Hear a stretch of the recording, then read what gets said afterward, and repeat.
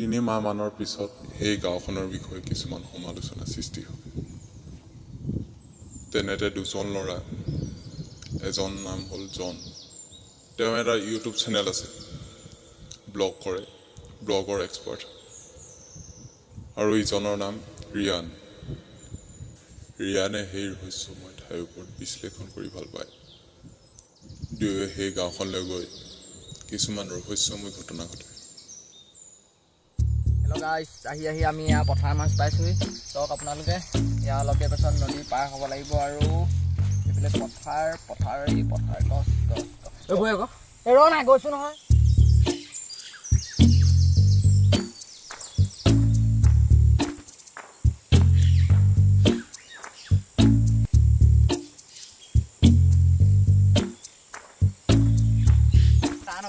আহা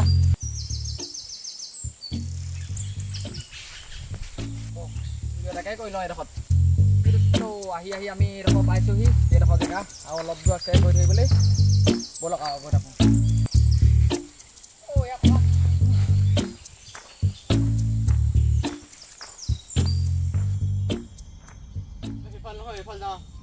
সেইপিনে নি গৈছোঁ তেতিয়া ৰ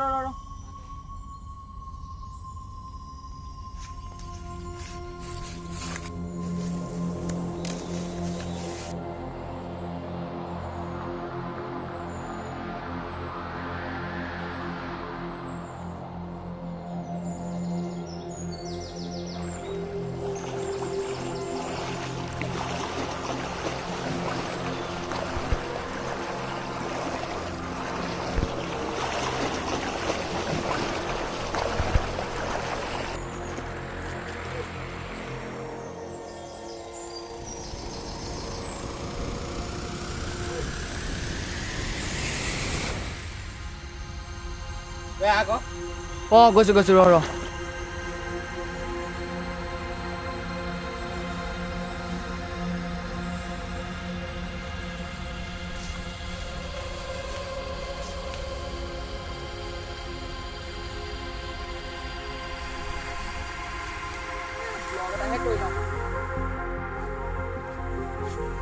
হেল্ল' গাইছ, ফাইনেলি আহি আমি এইডোখৰ পালোহি জেগা। অയ്য়া তেতিয়া ঐ আৰু কিমান দূৰ যাব লাগিব? ব'লক তেতিয়া গৈ থাকোঁ আৰু।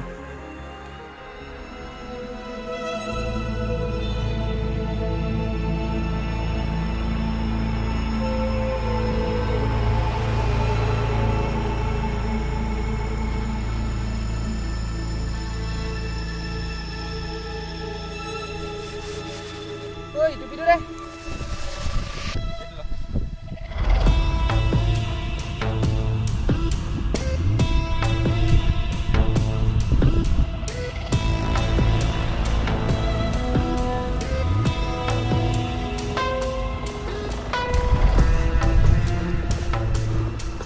ৰ'দটো বৰ বেয়াকৈ দিছে দেই। এই গছ পাছতে বহোগৈ বৈ।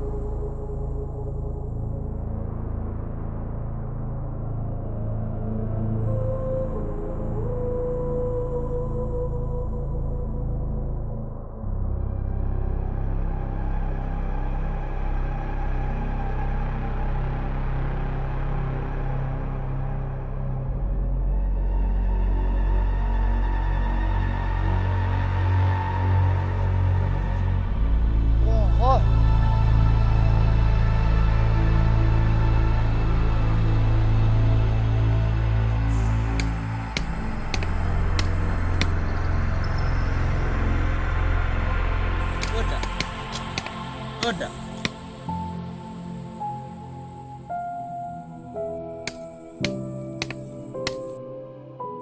এই গাঁওখনচোন কোনোৱে নাই এই মানুহজনেনো কি কৰিছেনো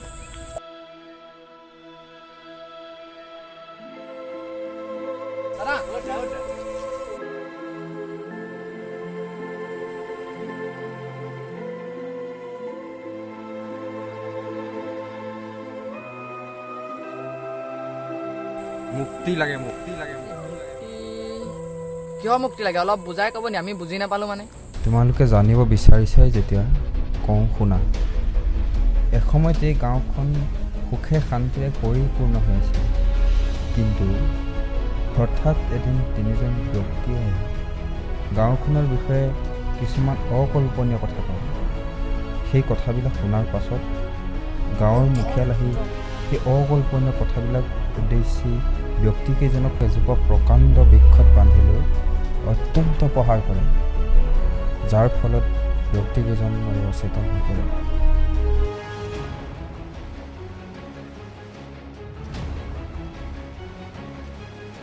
ইয়াৰ উপায় আছে নি দাদা ব'লা মোৰ লগে লগে ব'লা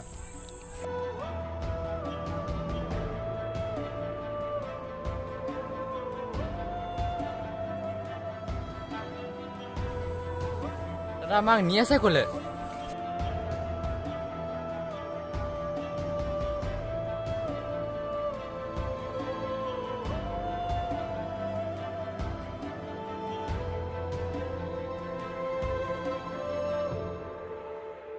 এই গছজোপাতে সেই তিনিজনক হত্যা কৰা হৈছিল কি হ'ল আকৌ তোৰ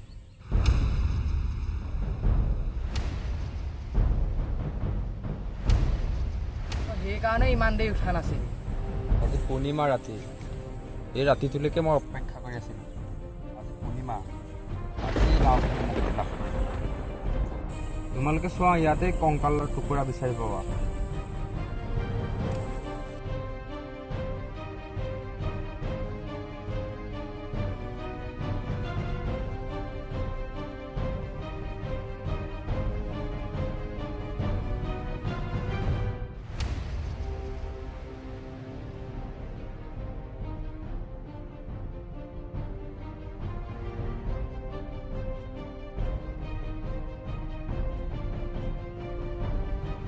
এৰপৰ কি হল কংকাল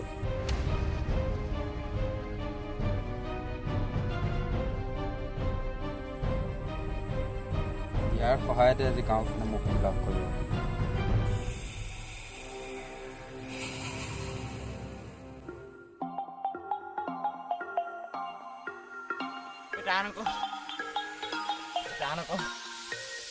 এই তললে চাৰ তললে এনেকে এনেকে এনেকে নহয় এইটো ষ্টাইল কেনেকে কবি কম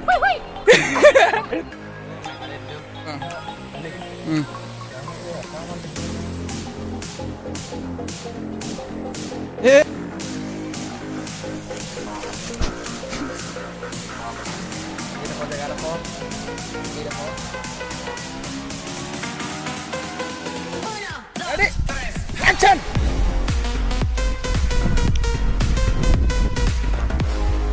নহয় নহয়